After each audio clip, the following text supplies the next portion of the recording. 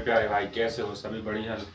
आज बात करेंगे प्रश्नावली 7.2 के छठवें सवाल की तरफ। छठवें सवाल की पहले के सभी सवालों को हम सॉल्व कर चुके हैं और जिसने भी पहले की पूरी क्लास अटेम्प्ट की है वो बिल्कुल आसानी से समझेगा चीज़ों को, और पहले की जिसने नहीं की है उसको भी समझ में आ जाएगा, फिर वो ऑटोमेटिकली पीछे की चीज़ों को देखना चालू कर देगा। तो मेरे भाई सवाल है, यदि बिंदु 1,1,4y, x 6 और 3 5 इसी क्रम में लेने पर एक समांतर चतुर्भुज के शीर्ष हो तो x और y के मान ज्ञात करना है। तो इसके पहले सवाल नंबर एग्जाम्पल का सवाल नंबर आप 10 नंबर का देख सकते हो। एग्जाम्पल का सवाल नंबर 10वां आप देखेंगे, इसके बाद में देख लें। जिसने पहले देख लिया तो सही है, जिसने नहीं देखा है तो अब वो बाद में देखेगा उस सवाल को, ठीक है।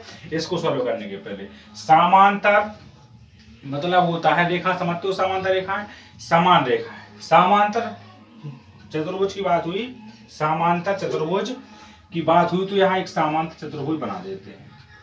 जे एक समांतर चतुर्भुज आपका बन गया, यहाँ से दो विकर्ण डल गए आपके, ठीक है।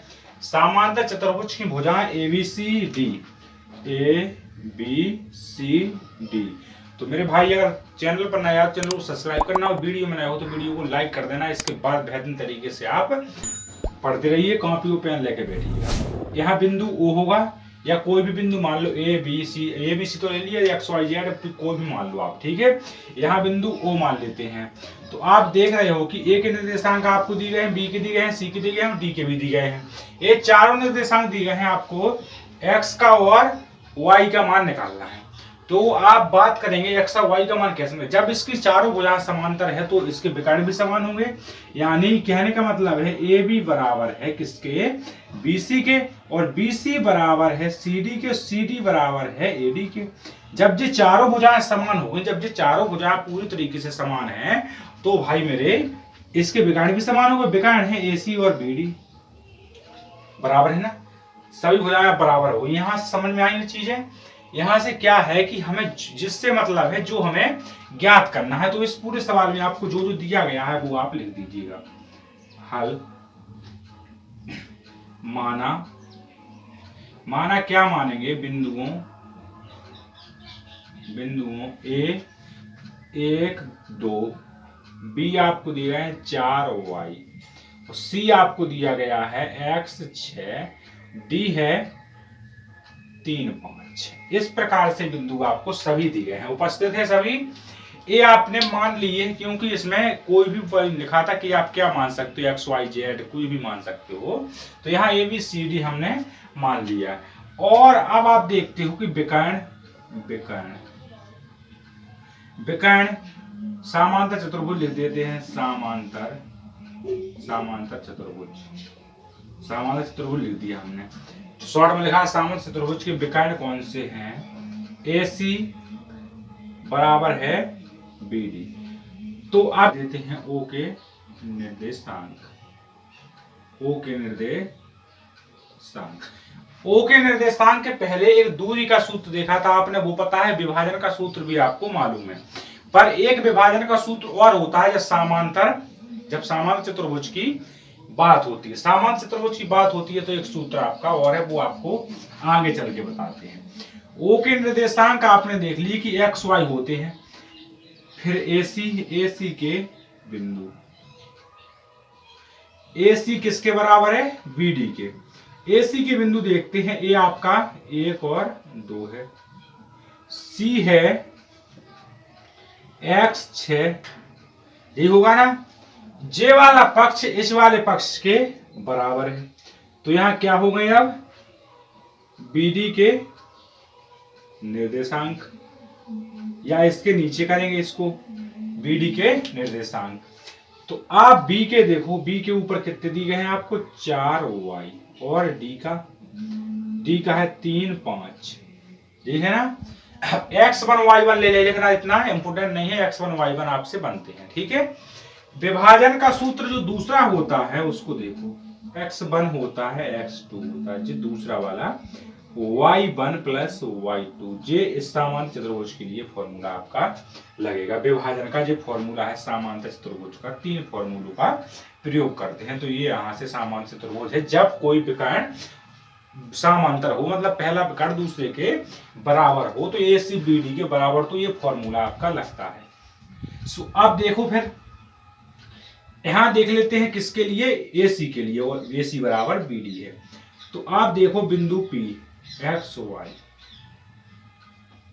ठीक है। देखते हैं x1 आपका दिया गया है AC में, x1 आपका 1 है, x2 आपका x है बटे में 2, y1 आपका 2 है और y2 6 है बटे में 2, सबका बराबर है BD। तो यहां से भी x1 आपका 4 है और x2 यहां पर 3 है बटे में 2, y1 y है और y2 5 है बटे में 2। यहां तक सबको समझ में आई चीज है। इसके बाद अब इसको कैलकुलेशन कर दो, 1 प्लस एक्स बटे 2, 8 बटे 2 बराबर में 7 बटे 2 कॉमा y प्लस 5 बटे 2, यही होगा। अब j वाला x के साथ में कर दो और y वाला y के साथ में कर दो, जब ही होगा ना। तो चलो देखते हैं ए सी वाला पद, a प्लस 1 बटे 1 प्लस x बटे 2 बराबर 7 बटे 2, तो 2 से 2 गायब होगा। पहले एक पद तो करते हैं सॉल्व, 1 प्लस एक्स बराबर 7, यानी x बराबर 7 माइनस 1, तो x का मान आ जाता है हमारा 6। समझ गए, यहां से x का मान 6। अब BD के लिए देखते हैं, यहां पर BD वाला पद है आपका 8 बटे 2 बराबर में y प्लस 5 बटे 2, यहां से 2 से 2 गायब, 8 बराबर y प्लस 5, y को जो कहता हूं छोड़ दिया, 8 के 5 मिलाए 5 को, तो y बराबर आ गया 3। और यहां से निर्देशांक हमारे ज्ञात हो गए, x और y का मान यहां लिख देते हैं। अतः समांतर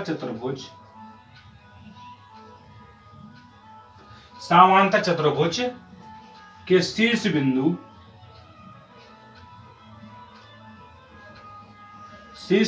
x बराबर 6 और y बराबर 3 आ गया है, ये हमारा आंसर है। अब भी किसी भाई को इसमें दिक्कत गई हो सो वो कमेंट बॉक्स में डला है खाली, सो वहां वो प्यार का कमेंट लिखेगा बेहतरीन तरीके से।